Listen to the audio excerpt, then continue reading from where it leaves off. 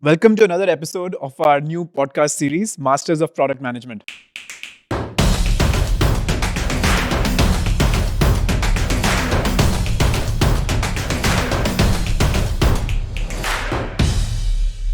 Today we have with us Shailendra Jha, who's been in product teams at Make My Trip, Nearbuy, Magic Bricks, and right now he's the vice president of product at a used car marketplace called Spinny. They're doing really well, a recent unicorn as well.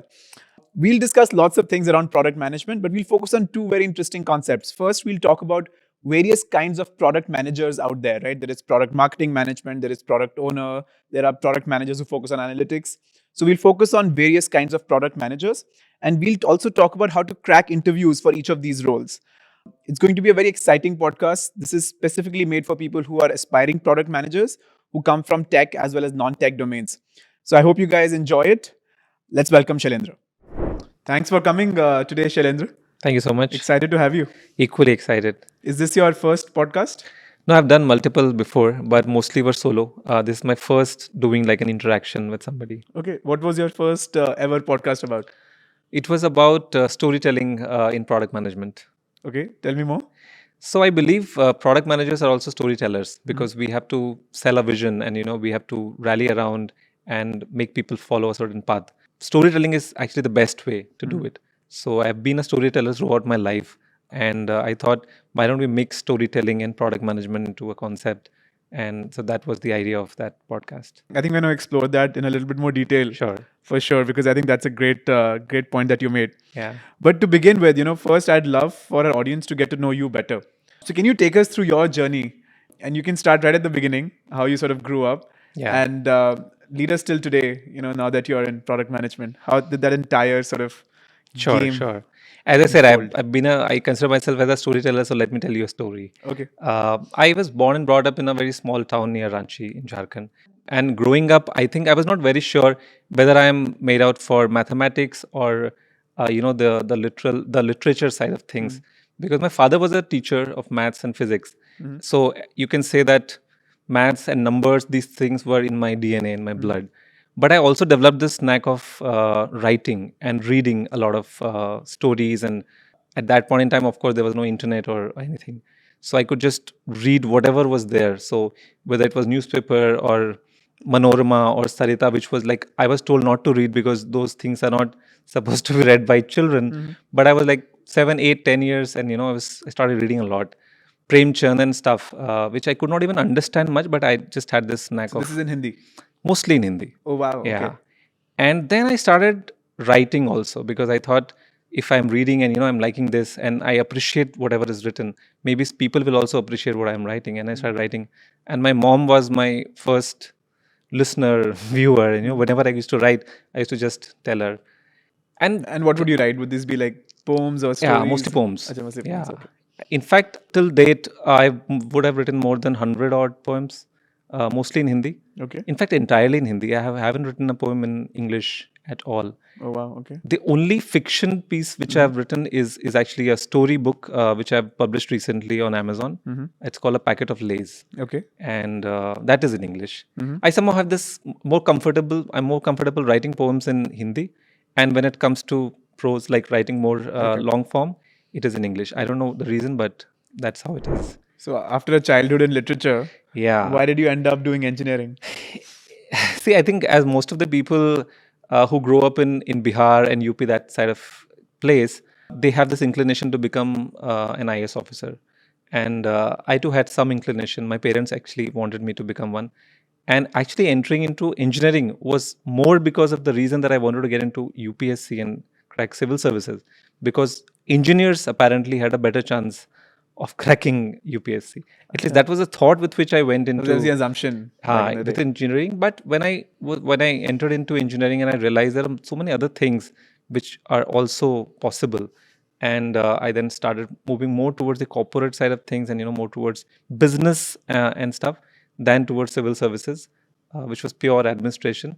And in fact, but I look back now, I think whatever has happened, as people say, right, jo hota hai, अच्छे के लिए होता है, right? But it has actually panned out well for me because dots have connected. Dots have connected because I was speaking about my childhood days with English and maths, two almost diametrically opposite ends.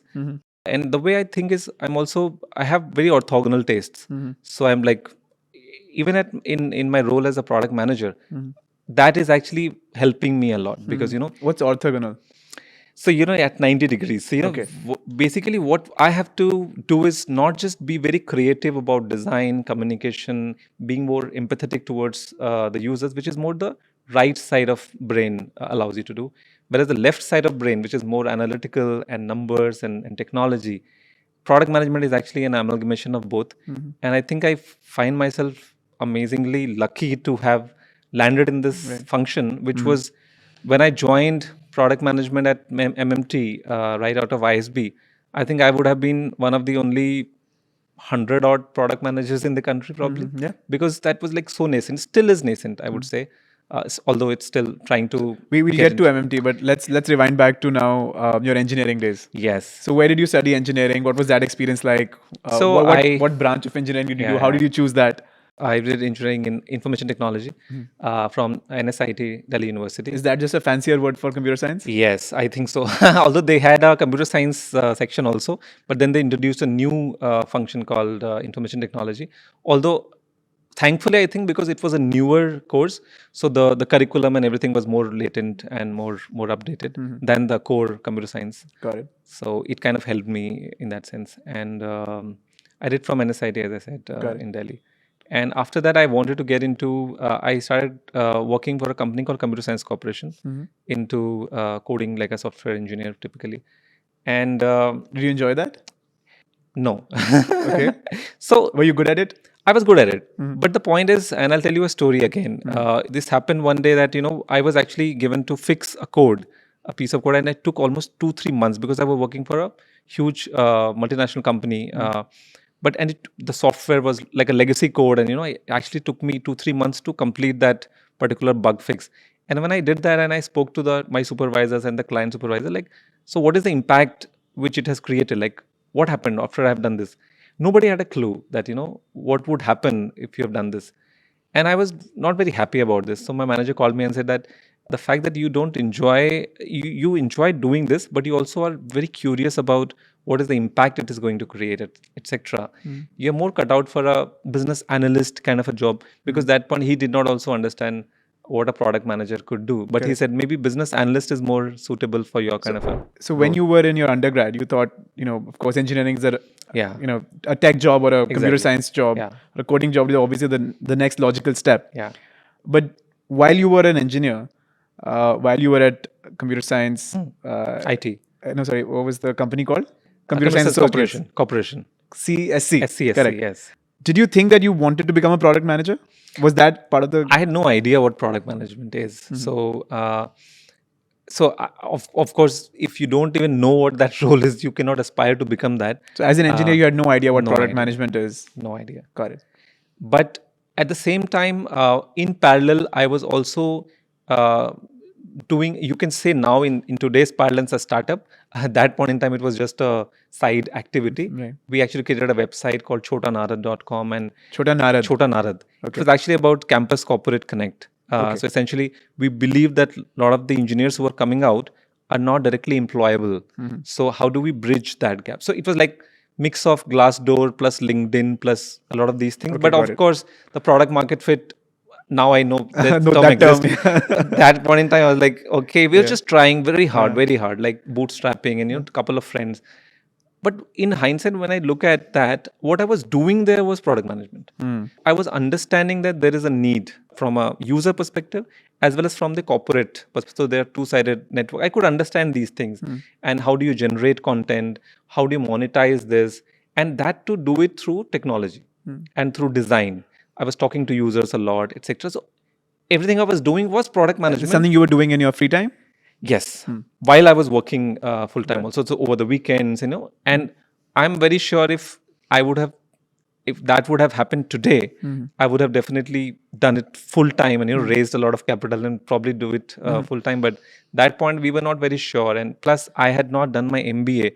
I somehow had this feeling, which I think was misplaced, that if I don't do an MBA, my business understanding or other things might come become a handicap in me becoming a full-fledged entrepreneur or doing a Got it. So business. you started your MBA journey thinking that you'll probably wanted to become a Yeah, entrepreneur. entrepreneur. Got it. And that is how I entered ISB. But when I went there, I spoke to a lot of people.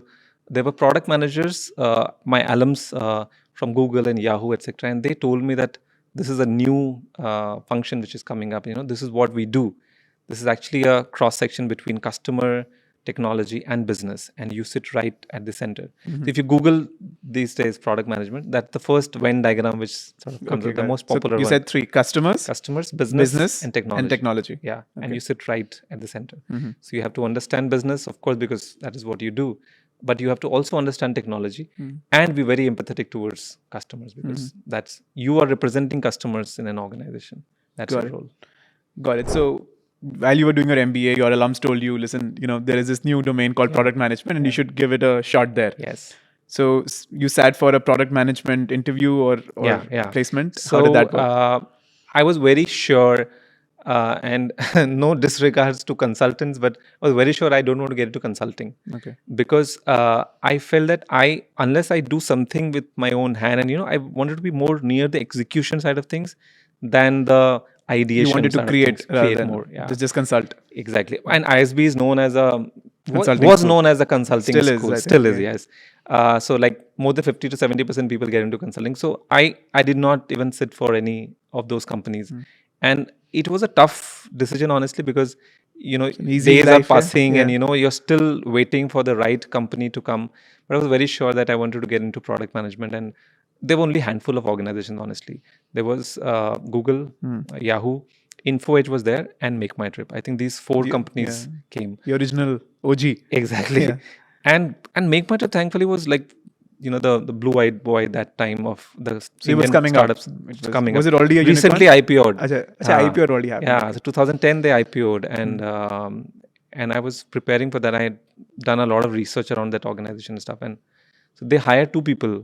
So how did you prepare for that interview? I mean, there were no product management boot camps at the time. Nothing. No, not at all. So I was just looking at it from a user. So, I used to just go to the website, try search for a lot of different use cases, think how can they make it better, more usable.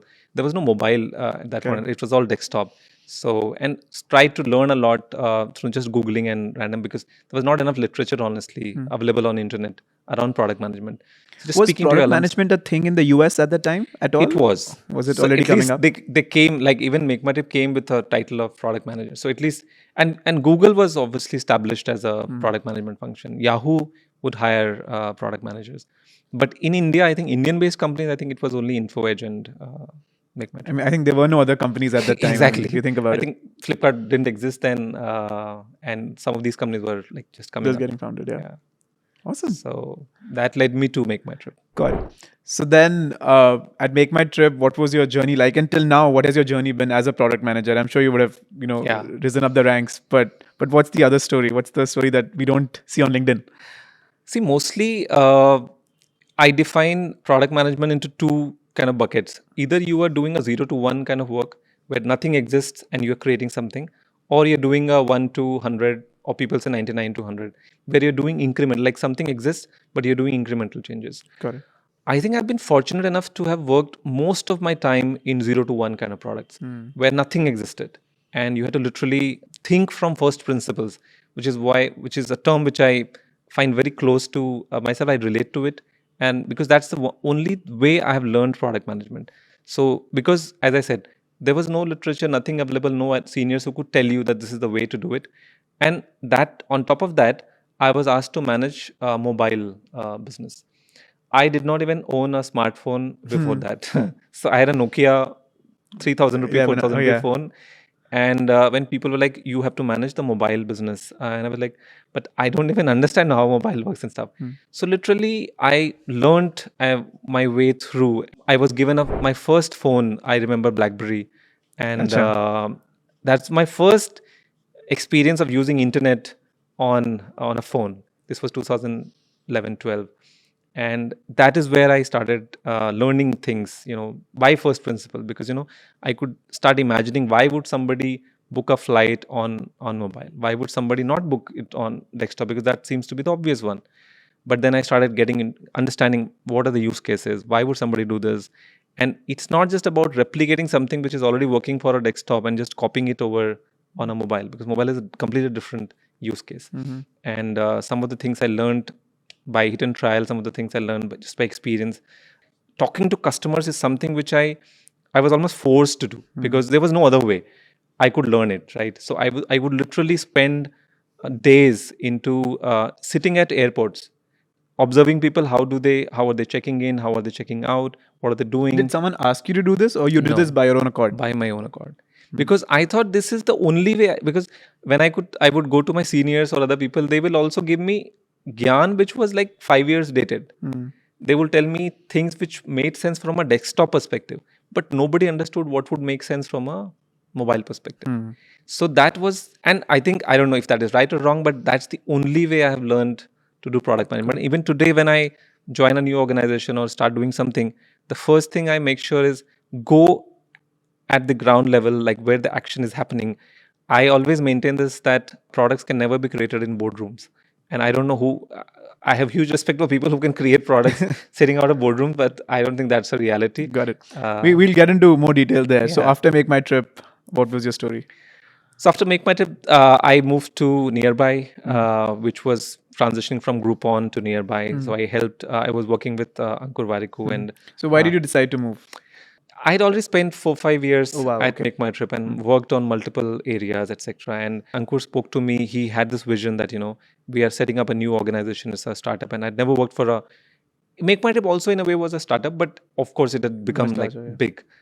So Nearby would have been that startup which I joined, and literally spending nights there, like that kind of lifestyle that I was recently married, no kids, so I could at least afford to have that kind of lifestyle where we are just slogging for through the night and delivering things in the morning and stuff like that. And Nearby also, did you do all the customer research? Yes, we did. I actually introduced that concept to them because there also I had to literally hire the entire product team and tell them. They were also freshers and nobody understood. So at least there was one person in that company, which was me, who understood some bit of product management. So I started imparting that knowledge to my fellow product managers and doing this one-on-one interviews, going to restaurants and sitting there, because restaurant was a bigger business for Nearby, which is selling coupons for Correct. food. So literally go there, sit there, observe how people are reacting. We were the first ones who actually got rid of the paper-based vouchers, coupons, and got onto mobile. Got it. Because we felt that it was not a logistics problem, it was actually a psychological problem. So somebody who's carrying a coupon was not feeling very confident when he was carrying, and this is something which the user will not tell you. You have to observe. And they were feeling almost shy that they are getting a 1,000 rupee buffet for 500 rupees. They are happy about it because they are getting a discount, but they don't want to be seen as somebody who is actually getting a discount.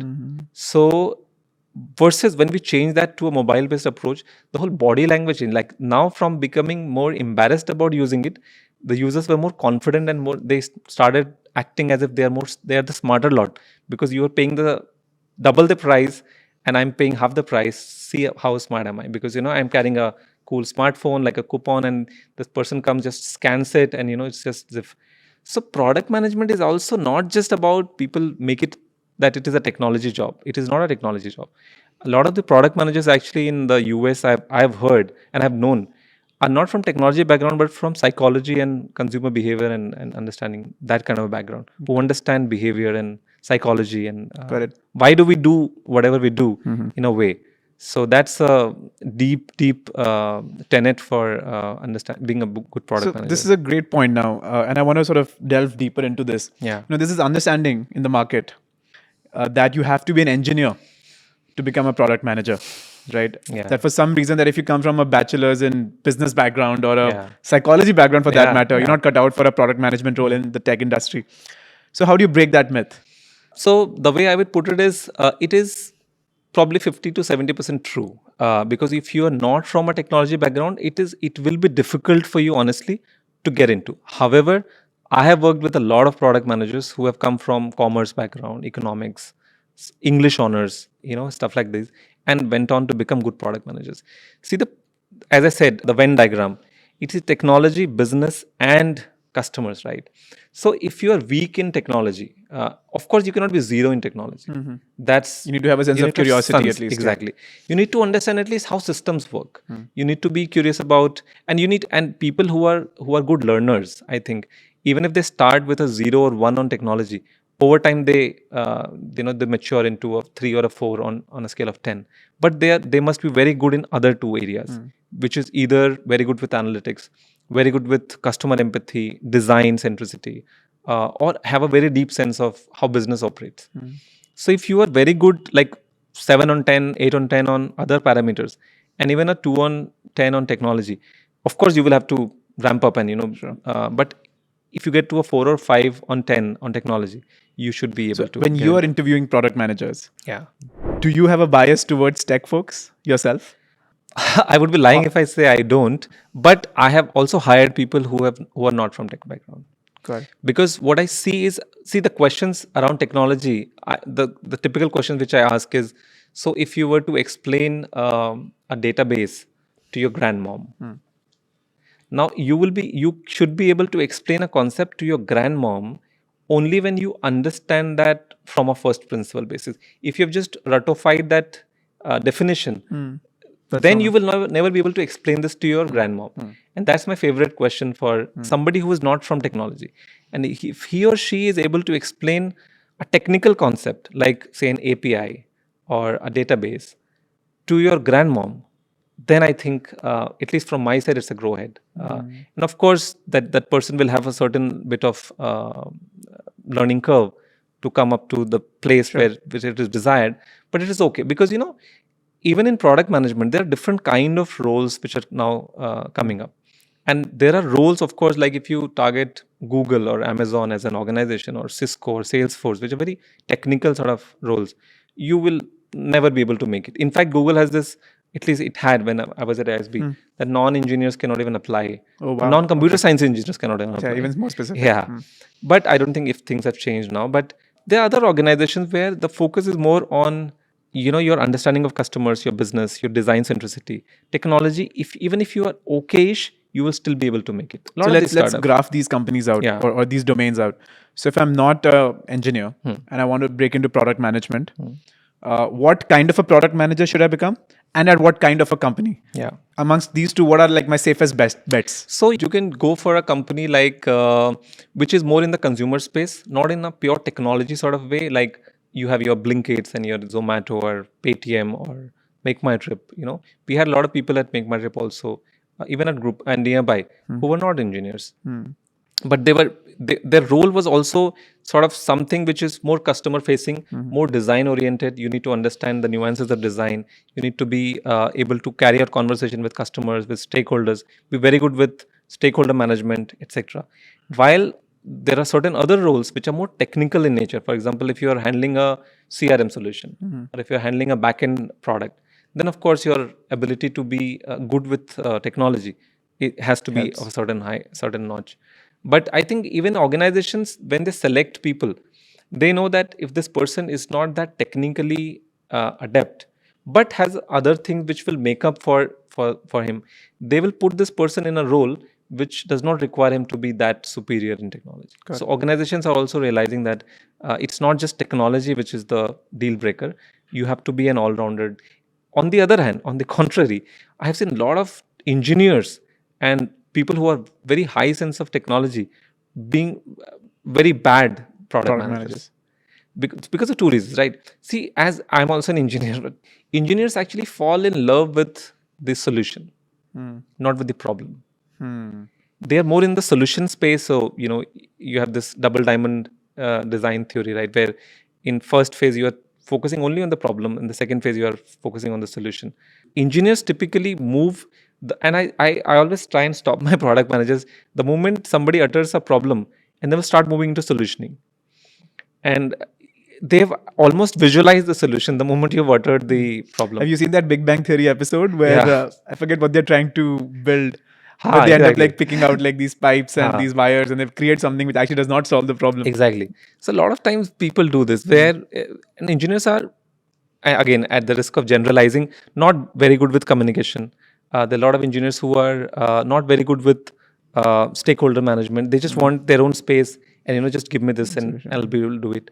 So it's not that all engineers can straight away move into product management. Similarly, not all non-engineers cannot move into product Got it. management. So Okay, so let's talk about the engineers now. yeah, I feel like there is this understanding today that if I'm an engineer today, my only next step can be a product manager. I don't know how many people actually choose to sort of grow within the technology team versus move on to the product team. And is that something that I'm correct about, number one? And how do you sort of decide whether you continue in the tech side or switch over to product side? I think what you were saying might have been true a couple of years before, or maybe 1 year before.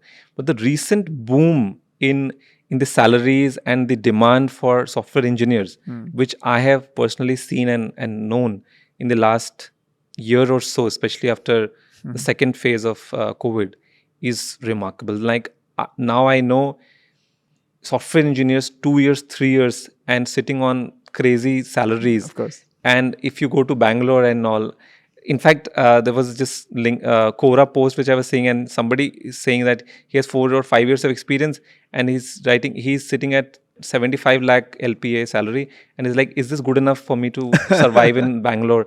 And then people are saying, no, it's not good enough. You need more. Truly. So the joke is essentially, and that's true, because people are getting exorbitant salaries. So people are choosing to stay in the tech. There are a lot of teams. people now who thought that engineering might not give them that kind of a leap, especially in terms of compensation perspective. Those guys are now sticking to engineers. Got it. However, there were people who said that I want to move from core engineering, more towards problem solving and business side of things. Those guys might still continue to move towards product management. So how do I decide? I mean, other than the fact that I might gravitate towards more money, Yeah. but how? Assuming the money is the same as a Yeah, product VP and as an engineering VP, Yeah. how do I know which one I am a better fit for? Say I'm a considerably good engineer. Yeah. So one thing you should realize that what deep inside, are you more passionate about solving something through technology? If that is your core strength and that is what interests you, then I think you should stick to technology. Whereas if you are more of a person who wants to solve a business problem with the use of technology. But how do you look inside? I get that. I mean, Yeah. I get that answer, Yeah. right? And it sounds obvious. But Yeah. how do I find out? How do I ask myself that question and be honest about it? I think there are times, for example, when I go to my own instance, which I said, right? If you are solving something and you are unhappy about just solving it without actually knowing the cause of it, then I think you're more of a product guy. But if there are people who are very happy just with solving or cracking a particular algorithm, and they're like, I'm fine. It does not matter if it made any impact in the life of anybody else or not. The fact that I have cracked this algorithm and I have delivered a superior code which is running at certain efficiency, that itself gives you a certain high. Then you are a sort of engineering guy. And plus there are other things like for you to become a good product manager, you need to have decent communication skills, your ability to lead people and an organization together, your ability to understand business, your ability to empathize with the users. There are a lot of other things which I think intuitively you would know that do you like that sort of a job or not, or you're more happy just giving me, just tell me what to do. So if you are more focused on how and less on why, then you're more of a technology guy. If you're more focused on why and less of how, then you're more of a product guy. So let's dive a little bit deeper into this, right? Let's say I want to become CEO or I want to become an entrepreneur and I'm an engineer today.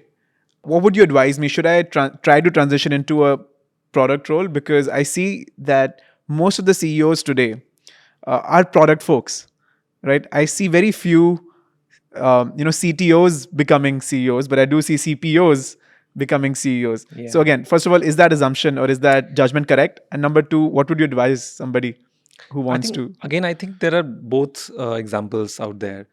I'm not sure if Sundar Pichai was a product manager or a techie. He was a product. I think he was a techie and then he moved into product and then eventually became the CEO. But this guy, Parag, the CEO of Twitter, Yeah. is out and out techie and is not a product guy at all. So I think there are both examples. But typically, I think if you are in a business which is more consumer focused, more business related, not a tech product. So Twitter, Facebook, WhatsApp, I would call as technology products. If you want to become CEOs of those companies, you can probably become the CEO even when you are a techie.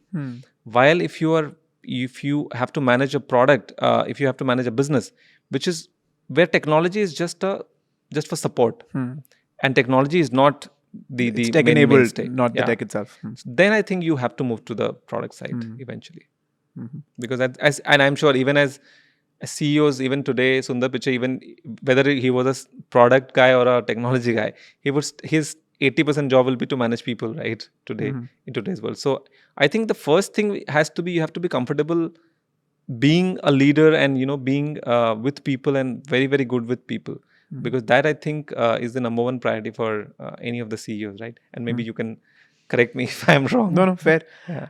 So, one thing which you said in the beginning was that you've always been a 0 to 2, 0 to 1. 0 to 1, sorry, product manager. Yeah. Can you tell me, if I'm an aspiring product manager, what kind of companies I should look at? Should I be looking at startups that are at very early stage, which are doing 0 to 1 kind of work? Or should I think about, maybe aiming for a Cisco or Microsoft where I'm doing the 99 to 100 work? Where will I learn more? Where are my growth opportunities better, in a sense? I would say that, if you do not have any background in product, go for a bigger sort of company, because it gives you that kind of soft launch, and you will be surrounded by people who understand, who would have done product management before. It also gives you that kind of environment where you can flourish. If versus in a startup, you will just be thrown in the deep end, and you will have to learn to swim. It's not that you will not be able to. There are, of course, different kind of learnings in a startup. But if I were to pick one, if I were to suggest this to my younger brother or sister, Correct. I will say, go, if possible, go for a bigger brand, which will at least learn the best from the best. That what are the best practices around product management? What is the right way to do user research? What is the right way to think about a product? That kind of bandwidth and leeway you will get only in established organization. And then maybe move back to a startup, like after you have learned the tricks and trades of Got stuff. it. And there's another thing you mentioned in the beginning, which was different kinds of product management roles. Yeah. Right? There are product owners, and there are APMs, and there are Yeah. PMs, and there are Yeah. technical PMs, Yeah. and there are design focused PMs. So could you lay out that landscape for us? Sure. In fact, I had done a podcast on this also Okay, wow, one time, okay. which was different kinds of PMs. Very simple. There is this misconception around product manager and product owner. So product manager is what we are talking about. Product owner is actually a subset of what product manager does. It's actually a role which was created out of when Scrum was being conceptualized in 2001 and stuff. Agile Manifesto was being written. And there they created this role of a product owner, which is supposed to be the leader who is creating user stories, backlog, and helping the development team work on a certain product, which is a sort of a limited role focused only towards the technology and the development team. Whereas a product manager is a bigger role, which is more a strategic role. He or she has to take care of marketing, operations, and the full product. There are other kind of roles which are now emerging, which is the most popular ones are product marketing managers. So product marketing managers are not product managers, but they are mostly looking at evangelizing a particular product. You see these kind of roles in Google, Microsoft, Cisco kind of companies where you have a product and you want to sell this to, it's more like a B2B product, not a B2C product, like Google Maps or Google Ads. You will have a product marketing manager who will sell this to the clients. Like organizations like yours, there will be somebody from Google who might come and try and pitch this product to you. So they understand the But product. he'd be the sales guy, right? Not the sales guy. He's actually a product marketing manager. Sales guys are also there, but these guys are slightly differently. So they actually strategize also, like which market to go, which are the clients we should look for. They will actually prepare material for the sales guy. So maybe the product marketing manager might not come for a meeting face to face, but they are the ones who are behind the sales guys and even the pre-sales guys who are just helping them figure out. They're sort of the consultant. Yeah, internal consultants. And they are sort of the bridge between the sales team and the product teams. So Google also wants to just let the product managers focus squarely on users The and core the product. All selling part and other paraphernalia is handed over to the So there's a marketing product manager who builds the the interface of, let's say, the Google Maps Yes. app. Yeah, But then how Google Maps can be used at Uber exactly. is be a probably a product product manager. marketing manager who's strategizing how the Maps APIs Yeah. can be optimized Yeah. for Uber. Yeah. And the sales guy is going and doing the final pitching and Exactly. selling. Got it. Exactly. He's more of a creative guy who is also thinking about creating some videos and what our channels should we promote this, etc., etc. Got So it. that's the PMM. So PMM, it feels it would be a great fit for someone who's a non-technical, Yes, who wants to be because non. this guy does not require that much of technology, but he needs to be very good with design, communication, and other things. So he's essentially a sales guy married to a PM guy. Yes, sort of. Yeah. Got it. Are those roles coming up in India? I mean, I see Yes. fewer sort of open JDs for Yeah, that. PMMs are not as popular as the product manager's role, but they are mostly in the bigger sort of these Companies. FANG companies and Cisco, I know, Microsoft, I know. Google definitely has a lot of product marketing managers. And then there are roles which are growth product managers or product growth managers. They are mostly working on growth hack ideas, growth hackers, right? They are assisting product managers, but product manager is working on 20%, 10%, 5% improvement. A product growth manager is working on 2x, 3x, 4x, and he's looking at wacky ideas like why don't we integrate with a different company altogether? For that will open a new channel for. Why don't we add a new line of business altogether? So he's like, He's not thinking of NPS, he's thinking of yes, growth. growth. That's his square. That's the number one metric which he's chasing for. And those people also may not have that bit of technology understanding, but mostly very deep business and partnership and alliances and how business works and how can you scale things. These are the hustlers. These are the hustlers. Yes. So that role also, that is, by the way, even more popular than a PMM role these days. Yeah, I would. So companies like Paytm, I know, even in my organization, we have product growth managers. Make My Trip would have it. Zomato would have it. A lot of these companies would have it. Very interesting. Okay. So let's say now, let's come back to the core product manager. Yeah. Let's say he has 100 hours, right, in his pocket. How does he spend those 100 or she spend those 100 hours, right? And divide it between, stakeholder interaction, tech, wireframing, analytics, all the various job functions. If you can divide that 100 hours, what is a typical PM doing? I'll break it into two. One, I'll talk about a typical PM who is actually managing a product on his own, and the other one who are like group product manager and above, who are also managing product managers. So there will be slightly different than this. So I'll answer the first one first, which is a product manager who's owning a product. An ideal distribution should be technology and UX and Scrum, etc. should be like 40% of his day-to-day job, including user story writing and daily stand-ups and Scrum meetings and clarifying any doubt. Another 20 to 30% should be around looking at data and analysis and whatever we have done, what has been the impact, or whatever we need to do, what is the hypothesis behind it, and talking to product analysts and just getting these data. And the rest, I would say 30%. around 10% should be in. And when I say data can also be like numeric as well as when you're hearing customers' feedback, etc. That's Anecdotal, also yeah. that's also kind of data. And then rest will be your stakeholder management and your speaking to marketing people, business people. Somebody has a complaint, somebody has something else. So because you are the one central point where everybody is kind of converging. Your marketing people, your operation people, everybody will have something to say or an input to give to you or something to ask. And you will see yourself in middle of 5 different meetings throughout the day. So it becomes difficult for the product managers You're also running to the tech prioritize. meeting and the design meeting and the this business everything, meeting business and the meeting, growth exactly. meeting. Okay. And then you have to, so that is unavoidable because Fair. you're the one who has. So let's keep 20% for stakeholder management. Yeah. 40% is working with tech, Yeah. working on user stories, Scrum, all of that. And the other 40% or 30 to 40%, as you said, is around looking at the data. Right? Data and customers and Customers. insights, basically. Got it. I'm more interested in the first 40%. Can you break down that further? What does working in the tech side of things mean for a product manager? You mentioned a lot of words, Scrum and all of that. So user could you stories. user stories? Could you just break down that for us? So the way I say is a product manager is always looking ahead. Like product manager is always working for the future. Mostly, he should be.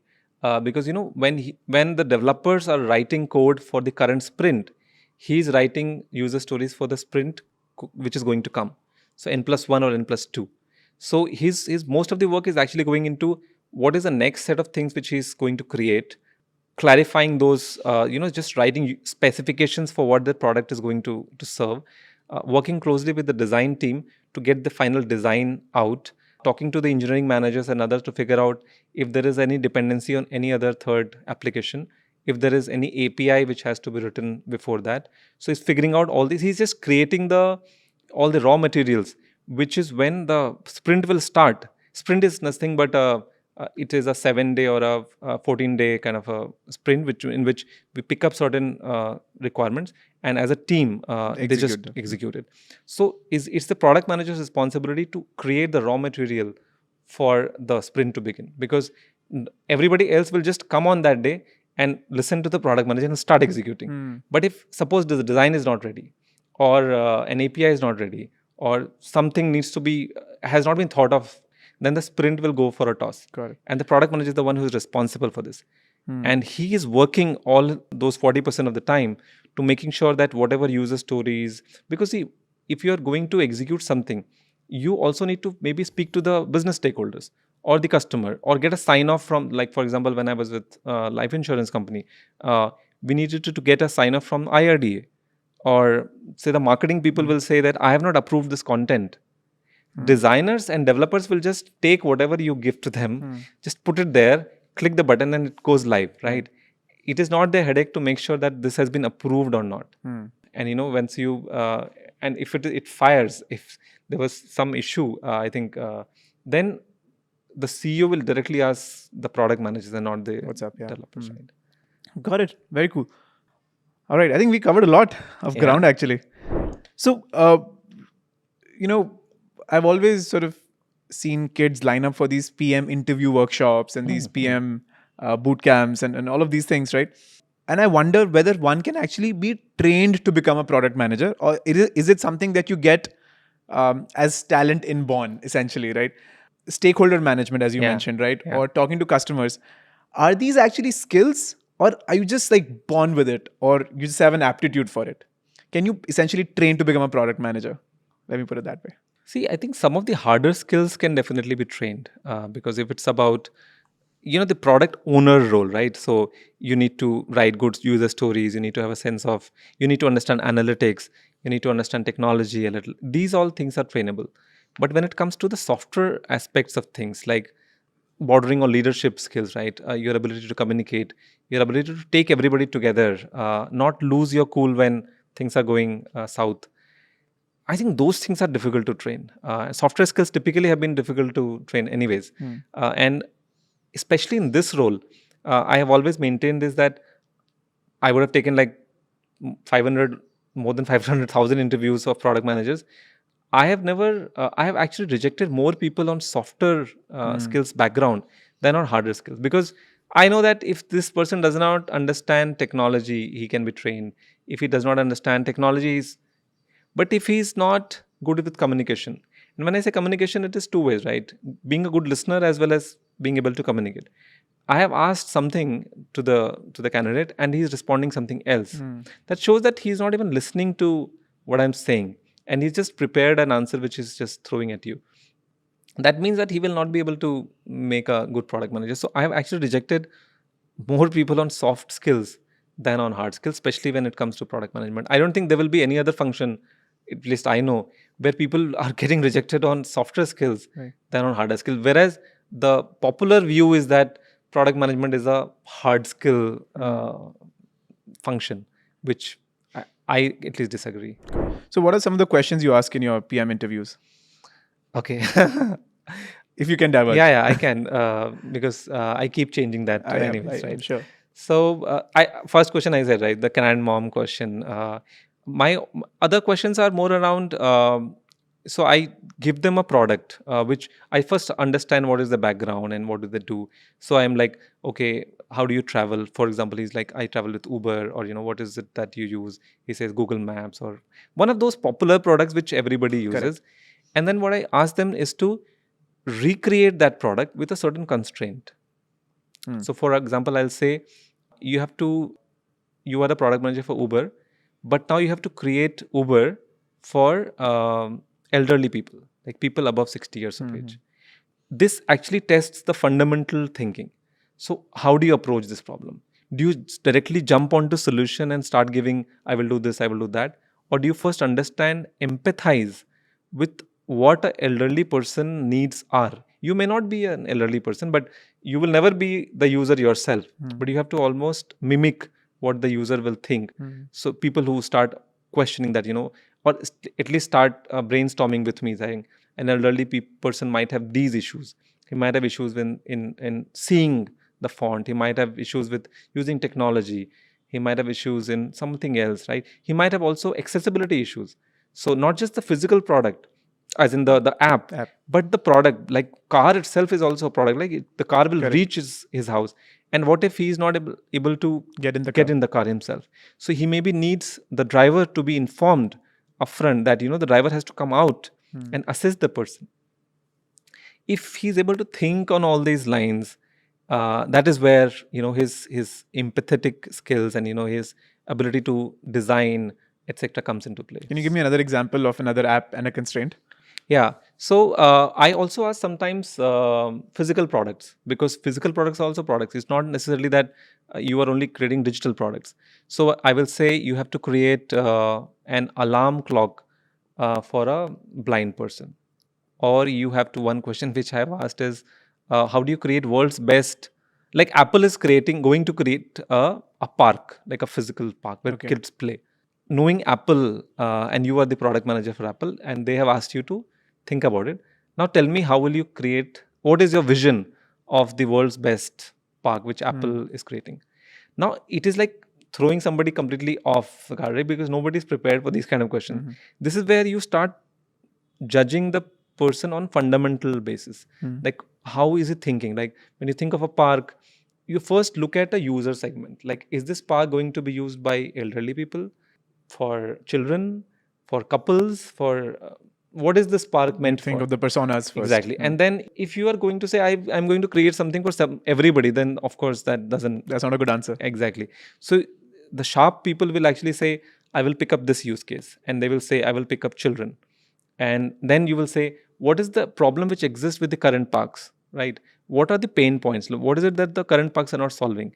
And then they start moving in that direction, which will lead to the ideal solution. Otherwise, people will they will directly move to the solution. As I said, right? Engineers mostly working on the solution space. They're like, they will create this park, they will put some grease, they will put some trees, or they will just start moving in the solution without understanding what is the problem which you are trying to solve. So even for a alarm clock, right? What is the limitation which a blind person has? He cannot see, but what can he do? He can touch, he can hear, he can smell. So do you have the ability to invoke these other sensory perceptions? Just eyesight is not there, but everything else is there. So how do you leverage some of these things? It will show his creativity, and but everything has to start from empathy. Got it. That you understand the user well. Got it. So, one thing I wanted to explore was that, you mentioned that product manager is always working in the future. He's working for the next release, right? And you have to think long term that, how this product will mature over time, all of that, right? But as a CEO or as the head of sales or someone who's responsible for the numbers every day, I'm thinking that they probably want results now, right? Yeah. Is that a tussle you have to balance between? Is that Yeah, that's an excellent question, because that is something which we struggle with. At least I have struggled with every day, because, and you're right, because the business folks, or the non-product folks, I would say, even the technology folks at times, they're just struggling with day in and day out, like every day. Like the developer has to write the code for today, because he has to submit it by the end. The business folks and the marketing folks are struggling with the leads which are getting generated. So they have the targets, like they're looking at month end, right? And the target, you're still falling short by 20%, 30%. So they will try and push you towards taking calls which we believe are not, from a customer perspective, the right decisions. So it's a tough situation to be in, honestly, because as I said, product manager is not just for the customer; it is equally for the business and technology. But at times, we have to take those difficult calls and difficult decisions, because there is nobody who is representing customers honestly in the organization. Businesses obviously have their own targets, technology have their own KRAs. You are the only one. So the quote I have is, uh, product managers become the one function which is not represented in a room. So if I'm having a discussion with a business, I become the technology. If I'm having a discussion with the technology, I become the business. And if I'm having a discussion with both of them, I become the customer, because customer is almost never there in the room. So there have been times when the business teams will push you for doing something which may not be correct from a customer perspective. For example, I'll give you examples. We have to get to a certain number of leads, and they will say, as soon as the customer, like the moment he lands on the page, just ask him for his phone number Yeah. and ask him to That's what I submit. would want as a CEO. Yeah, Yeah. that's it. Get the lead. And we are like, but that is not the right experience, because the customer has just landed, and let him explore the website and let him see what all things are there. But the marketing team will always be like, no, we want the numbers, because the what happens if the customer just exits Yeah. and you have no way, like no That's footprints. $600 gone down Yeah, the drain. exactly. Yeah. And but from a, because we represent the customer in a way, so we always maintain this, that let him have the right kind of experience, because if it was not going to convert anyways, right, then even if you call them, he's not going to convert. And I But guess if you this give, is where a lot of the stakeholder management we spoke about earlier exactly, comes in, right? exactly, If you're not able to manage this with the yeah, with the business, business, then I yeah, mean it's not going to work. exactly. And you need to be respected by the business, that these guys are doing the right thing for the organization overall. We as business folks, and I've had this kind of candid offline discussion with the business leader, and they understand that you are also doing your job in a way, because if you don't fight for this, then business will just go and No, but like I mean, I've heard a lot of my my lot of people in marketing team or sales team be like, yeah, whenever we go to the tech team or the product people to ask for a new feature, they say कि 6 महीने बाद बनेगा, 3 महीने बाद बनेगा, अभी नहीं, and then they become very frustrated and they expect me to tell the product people कि no, prioritize this. So I mean, it's hard to balance this, right? it is very hard, but I don't know. It's never that always that the product manager will say that it will happen after 3 months or 6 months, because we have to maintain We a have to ask certain. the salespeople. I know, we have to maintain a certain decorum of this is where the roadmap and the thematics actually go in, that we declare upfront that this is going to be the theme of this quarter. And these are all the things which we are going to work on. Having said that, it doesn't mean that if the business situation has changed, something dramatic has happened. Agile, as the word says, means that you are flexible enough.